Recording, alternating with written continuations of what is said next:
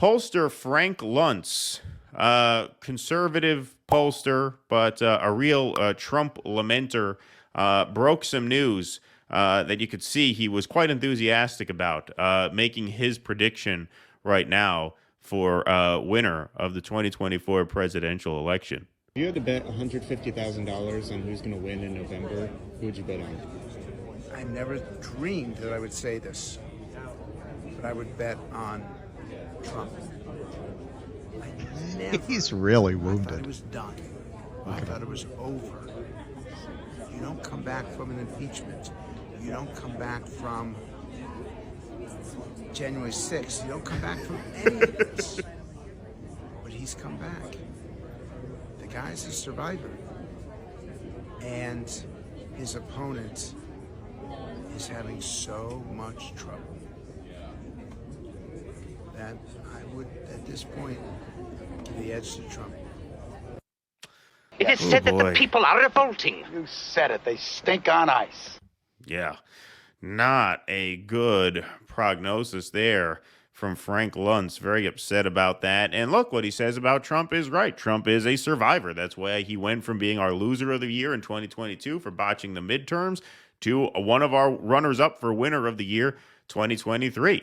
Because he has turned things around enough to not only be running away with the Republican nomination, but also, according to the average of polls now, the front runner to win against Joe Biden. Now, what did we say on the last stream?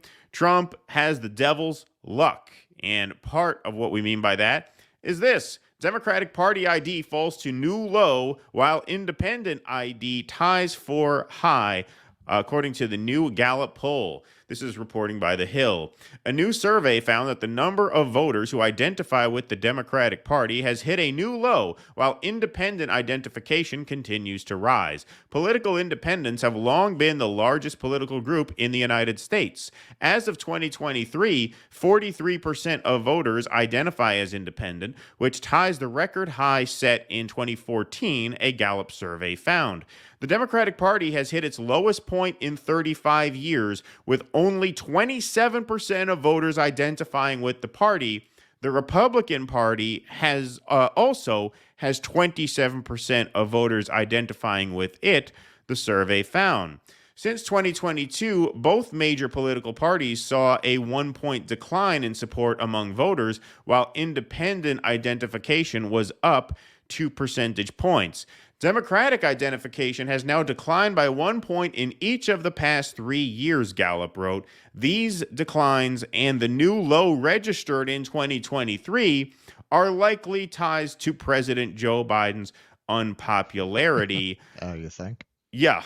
Independent voters tend to lean more Republican in recent years, Gallup found. That's reflected in new polling, Trump beating Biden by double digits among independents.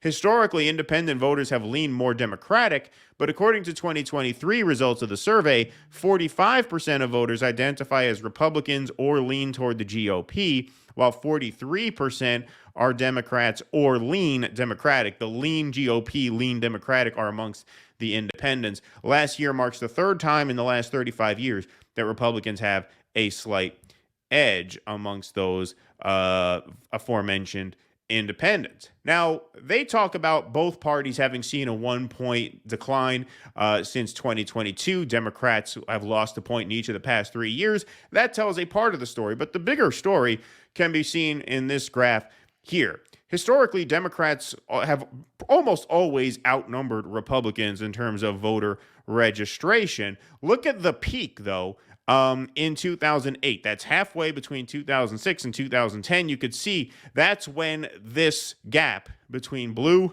and red was at its peak. That was, of course, the year that Barack Obama won in a landslide. And as you can see, it's been with a couple of you could really just see 1 year where it peaked up a little bit. It's been a steady downward trajectory there. And the Republicans haven't really gained ground since then. They have more or less tread water since the Bush years, but the Democrats have squandered all goodwill with the public since the election of Barack Obama, when the false promise of hope and change was made, that now they are running even with the Republicans, under 30% of registered voters identifying with the Democratic Party. Russell? Yeah. Well, it's you can see while it is going towards independence, and you're right, that is the main story. You can also see the Republicans are about to overtake the Democrats, and I think the reason for that is if you are going to be a party that represents the idea that government being involved in your life is a good thing, you can't create an environment where everything government does hurts people. So then at that point, even though people might be inclined to want the government's help, a party that says, well, at the very least, we're going to leave you alone starts to look pretty good by comparison to a party that believes in big government but misuses it on a constant basis. This is something we're going to cover on Jimmy's show tomorrow in our native New York. Yeah, they've been sending migrants up into New York City, and this really was one of those straw that broke the camel's back. They just moved kids out of school and put them on remote learning to house migrants there. Now, how do you think that plays to your suburban lib voters, which are the core voters for the Democratic Party? Or even the New York City residents. But I'm saying that's a very the whole immigration narrative is very damaging for the Democrats because it gives the sense that they have no control, and the policies that they do enact are damaging to society. Now, you can agree with that or not agree with it. I think something we can all agree with is the situation at the border is being horrifically mismanaged. I don't think anybody can argue with that. And it's happening on the Democrats' watch. So that's hurting them. If you look at, I'm going to be careful how I talk about this. If you look at the COOF in hindsight, I think you could safely say that a lot of the arguments that were more measured in how we handled shutdowns and businesses turned out to be right. And I think that's a story that's not explored enough in regards to these numbers. In the end, we tend to think people are like cats. They don't have more than a 5-second memory, but they're not.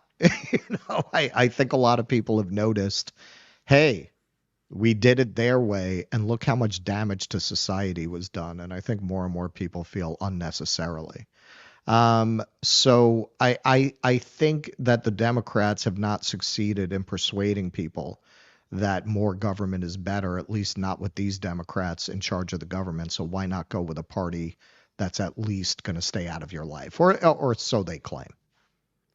Yeah, I mean, I think there's a certain appeal to that. I also think, Trump has sort of mixed up the class demographics of the party, just broadly speaking, and there are more working class people than there are upper class people, especially but he's not as the promising economy to do gets anything worse. for them. No, but I'm just saying, why I'm especially as the economy gets worse. Right. So what's the rationale? The rationale is very much, well, if the Republicans go ahead and cut taxes and it'll juice the economy and it'll be better for me. The economy was better under Trump, so it'll probably be better again. It's better than this, so fuck it. I'm saying turning to the Republicans is kind of giving up. I see that in society very broadly. There's just a total giving up on effort in a lot of respects. Also, I mean, simplicity sells. There's a certain simplicity to sink or swim, right? Sink or swim at least means you're going to be left alone. At least there's going to be less paperwork that way.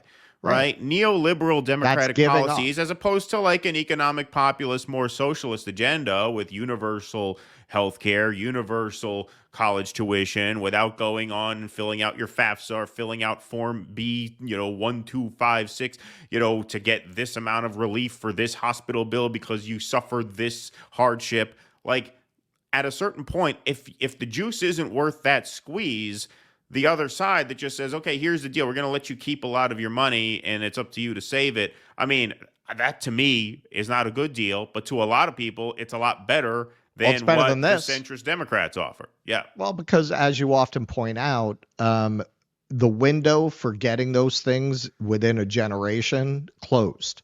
with the Bernie Sanders campaign. Well, yes, that's You're not getting any of those things, and I don't think you're the only one who's figured that out. So now what are we talking about? We're talking about this identity obsessed party whose cultural positions are what they lead with, and these they're are censorious. positions. They're hysterically pro-war in a way that, I mean, Trump is far from a man of peace, but next to Joe Biden, he looks like John Lennon. I'm sorry for all of his faults, and I'm not saying. All As right, Danny we Haiphong should said, deep fake that. We should Yeah, deep fake him and Melania and dead. Yeah, I'm not saying he's a man of peace. He dropped plenty of bomb in his day, but I'm sorry, it's night and day compared to this psychotic gang of faceless bureaucrats leading the world to hell right now. Back of Joe Biden, the Blinkens, the Sullivans, the Austins. There's no doubt about that.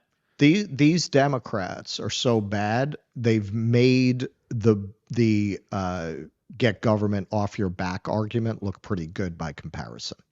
Yeah, exactly. That's a good way to put it. Please clap.